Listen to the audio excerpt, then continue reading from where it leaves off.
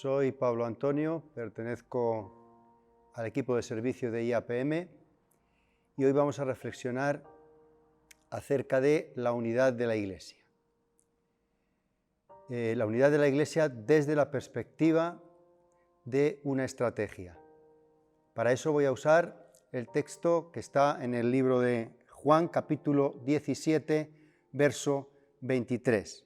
Dice lo siguiente: yo en ellos y tú en mí, para que sean perfectos en unidad, para que el mundo conozca que tú me enviaste y que los has amado a ellos como también a mí me has amado.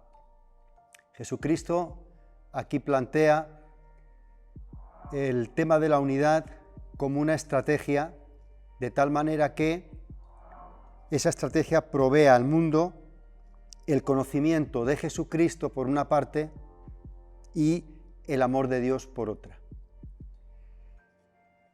Antes de nada quiero decir qué es unidad. Según el diccionario, dice lo siguiente: propiedad que tienen las cosas de no poder dividirse ni fragmentarse sin alterarse o destruirse. Con lo cual añadimos a esa estrategia la idea de que la Iglesia es lo que mantiene precisamente a la propia Iglesia, valga la redundancia, unida sin alterarse ni destruirse, sin alterar ni destruir su propia naturaleza, no importando las circunstancias que viva.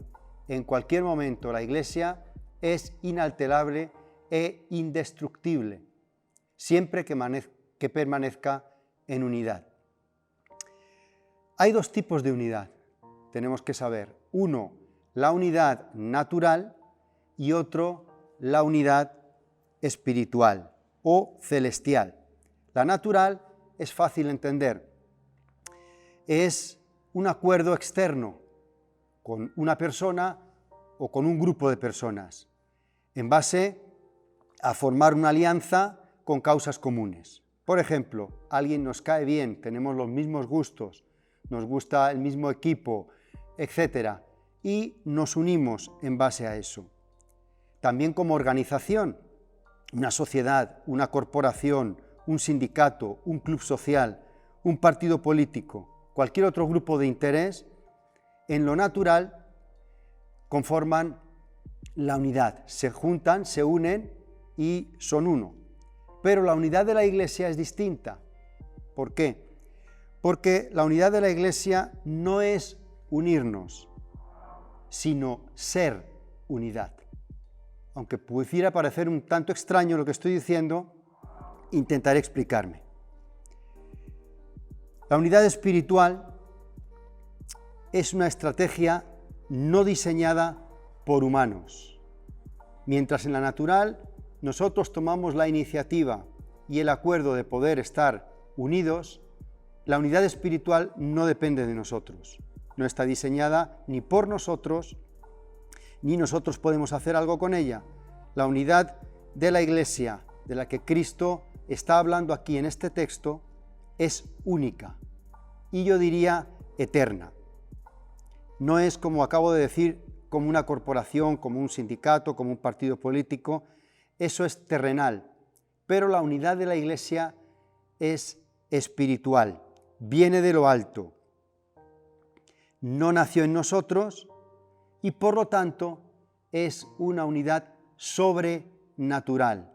Está por encima de lo que es la propia unidad natural. De tal manera que esa unidad espiritual no se alcanza a través de estrategias humanas. La unidad perfecta no es una obra de hombres, sino una obra divina. ¿Cómo funciona esa estrategia divina, espiritual o celestial? Que es lo que Jesucristo está pidiendo aquí al Padre. Pues funciona con el compartir de una vida.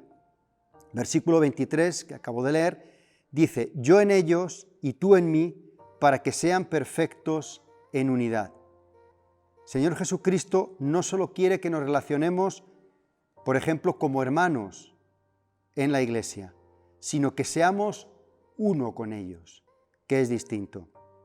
La estrategia divina, por lo tanto, es crear un medio, un ámbito, un mundo, como puede ser, por ejemplo, una familia, donde haya una vida familiar, una vida compartida entre todos los que están unidos en esa familia. ¿Y cómo conseguimos esa unidad? El Señor Jesucristo en otras ocasiones les pidió a los propios discípulos suyos, por ejemplo, les dijo: un mandamiento nuevo os doy, que os améis.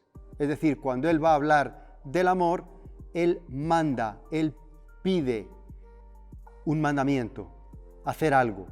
Pero cuando va a hablar, en este caso, de la unidad de la Iglesia, Él no les pide que sean uno. Él lo que hace es orar al Padre para que sean uno. ¿Por qué? Lo acabo de decir, porque no es una estrategia humana, no es de naturaleza humana. Nace en Dios y es Dios el que puede implementar esa unidad en cada uno de nosotros. Por eso lo mejor que podemos hacer para poder ser uno, lo mejor que puede hacer la Iglesia para ser uno es hacer lo mismo que hizo el Señor Jesucristo. ¿Y qué es eso? Orar. Pedirle al Padre que seamos uno, como el Padre y Jesucristo son uno. Así tú y yo podemos ser uno, no solo naturalmente hablando, no solo juntarnos y estar unidos juntos, sino tener una naturaleza que es sobrenatural, que es de naturaleza divina y que es eterna. Hasta aquí la reflexión. Ha sido un placer. Que Dios os bendiga muchísimo.